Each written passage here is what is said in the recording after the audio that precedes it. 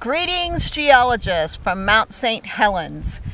I came out here yesterday to film, and to my surprise, Mount St. Helens was covered with a rim of beautiful white clouds. So I decided to come on out here again today, and am I glad I did. So are you, because you actually get to see Mount St. Helens and her wonder and glory. So let's talk a little bit about who she is, what kind of volcano she represents, and what happened to make this volcano so famous. Let's start back with her original history.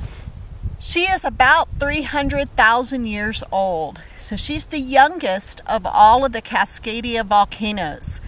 That's important to note. She's had many eruptions, not just the 1980 May 18th that happened at 8:32 a.m. in the morning. She's had dozens and dozens and dozens of eruptions of all different types. The way we know that, we found lava flows that are basaltic, we found lava flows that are andesitic, and we found lava dome deposits and pyroclastic debris that's dacite, which is almost felsic when you're looking at the schematics of different types of magma and lava types. So the lava dome is the feature that's regrowing in the background. That bump in the middle, that's the lava dome. That's a problem for these types of volcanoes for this reason. As this thick magma starts to work its way up to the surface, it's very viscous because it's high in silica. So imagine that it's something like crystallized honey or peanut butter. So it's very, very thick. And so it doesn't flow very well. So instead of maybe opening a hot area and pouring out lava, it will ooze its way and push its way up to the surface. Sometimes it can come up to the surface fairly quickly. And when it does, it creates a lot of pressure, almost like uncorking a champagne bottle from the inside out. Well, essentially, that's what happened on May 18, 1980. So let's talk a little bit about that eruption date because it's very noteworthy. You have to imagine that the mountain gave us lots of signals at least a year in advance. There was USGS, that's United States Geological Survey, out here conducting research, taking samples, measurements on a daily basis.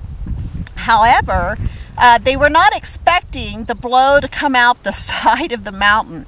That had not been documented an actual account where it had been witnessed to have happened. So we found that to be true on this day when it blew out this side of the mountain. Don't get me wrong, it also blew out vertically.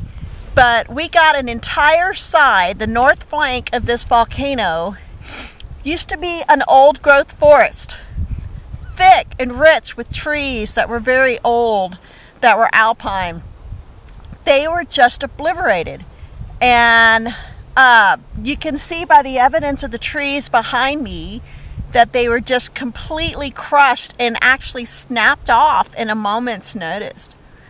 So let's talk a little bit more about this eruption. It was a pyroclastic eruption, but it didn't start off that way. What happened was the side of the mountain actually had a massive landslide. And when this landslide occurred, it started with a 5.1 Richter scale earthquake, and a whole side of that mountain, that's where the front face is missing, the north flank face, actually just slid off. And when it did, the pressure that was being held by that lava dome collapsed and the lava dome exploded. And that's what produced the pyroclastic devastation that just wiped out this area. So this is a very important volcano, not just because of that particular issue, but within hours, different river basins around the area begin to experience lahars. You can see the glaciers at the top of this particular system. They begin to melt along with the water vapor and the ash and the materials that came out of the volcano. That posed for a mixture of really bad problems. I visited the A-frame home, which I will show you footage of, at least still shots, if not a video. And that was in the North Toutle River Basin, and it didn't get hit until about 8.5 hours after the eruption. So depended on where you were as to how close you were to the actual blast zone. The blast zone impacted about a 17-mile area, but created devastation for over 100 miles when you look at the lahars and the ash deposits and so forth. Most of the ash was actually deposited towards the east, going towards Idaho and Montana.